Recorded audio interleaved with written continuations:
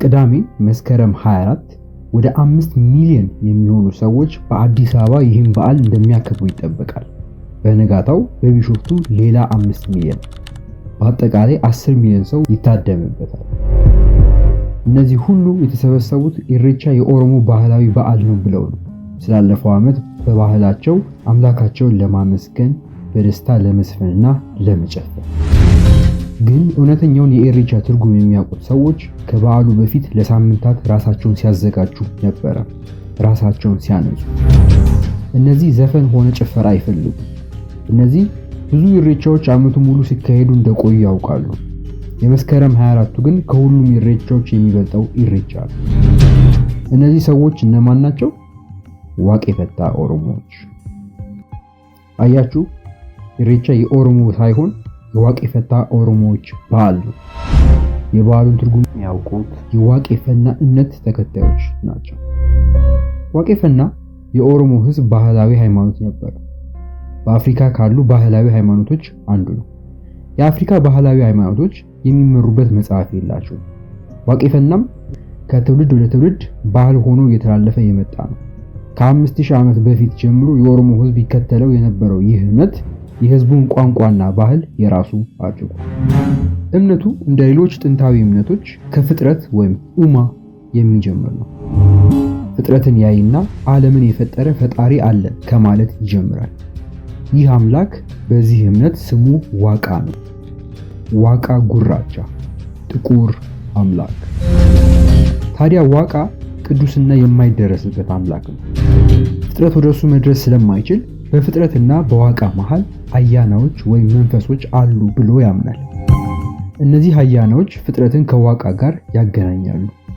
እያንዳንዱ ፍጥረት ተራራ፣ ዛፍ፣ እንስሳ፣ ሰው፣ ሁሉም ፍጥረት ለራሱ የተመደበለት አያና ወይም መንፈስ አለው ብሎ ያምናል። ከአያናዎች በተጨማሪ ወደ ዋቃ የሚያደርስ ሌላ መንገድ አለ። ኤከራ። ኤከራ የሙታን መኖሪያ ስፍራ ማለት ነው። የሞቱ አባቶች ከዋቃ ጋር ናቸው፣ ደግሞም በህይወት ካሉት ጋር መገናኘት ይችላሉ ተብሎ ይታመናል። ስለዚህ አያናዎች እና ኤከራ በህይወት ላሉት በዋቃ ህግ ወይም ሳፉ እንዲመሩ ምሪት ይሰጣሉ። ሰው በሳፉ መሰረት ካልኖረ አያናዎች ይቆጣሉ። ሲቆጡ የተለያየ ህመም፣ ችግር፣ መከራ፣ ሞት ሰውየውና ቤተሰቡ ላይ ይደርስበታል። ስለዚህ እነሱን ለማስደሰት እና ምሪት ለመጠየቅ ሲባል እንስሳ ይታረዳል። ማር፣ ቂቤ፣ ጠላ፣ ቡና፣ እርጥብ ሳር እንደ መስዋዕት ይቀርብላቸዋል ህብረቱን ለማደስ። እነዚህን መስዋዕቶች የሚሰዉትና ምሪት የሚሰጡት አያናዎች የመረጧቸው አያናዎች ያሉባቸው ሰዎች ናቸው። ወንዶቹ ቃሉ፣ ሴቶቹ ቃሊቲ አያንቱ ይባላሉ።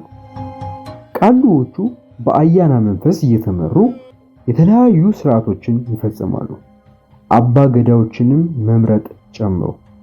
አባ ገዳም ባህል የሚመስላቸው ብዙዎች ናቸው። ግን አባ ገዳ የዋቄ ፈና አስተዳደራዊ ዘርፍ ነው። ቃሎች ሃይማኖት ይመራሉ፣ አባ ገዳ ማህበራዊ ጉዳዮችን ያስተዳድራሉ። ያለ ዋቄ ፈና እምነት አባ ገዳ ሙሉ ትርጉም አይሰጥም። ቃሉዎቹ ከሚፈጽሟቸው ስርዓቶች መካከል አንዱና ዋናው ደግሞ ኢሬቻ ነው። ዓመቱን ሙሉ በተለያየ ቦታ ትንሽ ኢሬቻዎች ይከናወናሉ። አያናዎቹን ለማክበር፣ ለማስደሰት እና ምሪት ለመጠየቅ። የመስከረም 24ቱ ግን ከሁሉም ኢሬቻዎች የሚበልጠው የዓመቱ ትልቅ ኢሬቻ ነው። ይህ በዓል የእምነቱ ተከታዮች አምላካቸውን ዋቃን የሚያመሰግኑበት ነው።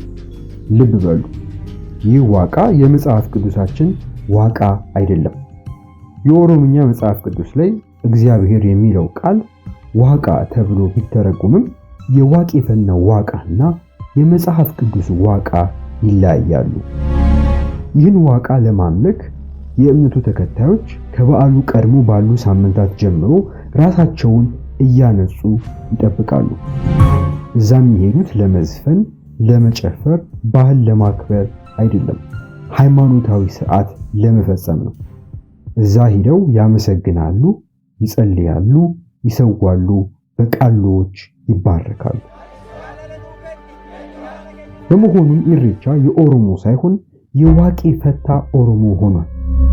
ጥንት የኦሮሞ አባቶች ይከተሉት የነበረው እምነት ቢሆንም አሁን ግን የወንጌል እውነት የበራላቸው ይህን ባዕድ እምነት ትተው ወደ እውነተኛው አምላክ በኢየሱስ በተገለጠው ሥላሴ አምነዋል።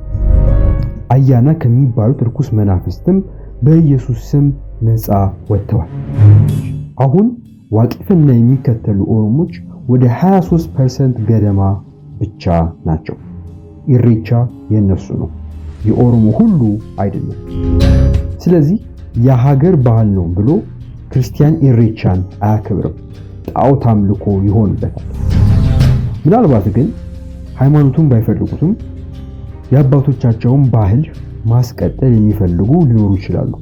ክርስትና በገባበት ሁሉ ባዕድ ባህልን እየለወጠ ነው የኖረው። ስለዚህ ምናልባት የኢትዮጵያ ኦርቶዶክስ ቤተክርስቲያን የደመራን ባህል እንዴት እንደለወጠች በማየት ሊማሩ ይችላሉ። ደመራ የኦርቶዶክስ አልነበረም። አሊያም ደግሞ ፕሮቴስታንቶች በደቡብ ኢትዮጵያ የነበረውን ተመሳሳይ ባዕድ እምነት እንዴት እንደለወጡ ከማየት ሊማሩ ይችላሉ። በእነዚህ ሁለት ርዕሶች ላይ በቅርቡ ቪዲዮዎችን እሰራለሁ። ስለ ዋቄፈናም ይበልጥ እንዳስረዳ ከፈለጋችሁ ኮሜንት ላይ አሳውቁኝ። ሰብስክራይብ እና ላይክ አይረሳ። ይህ ፕሮቶፒያ ነው፣ እውነተኛውን የክርስትና አስተምሮ እያየን በኢትዮጵያ አውድ ምን ተገብርበት ቻናል።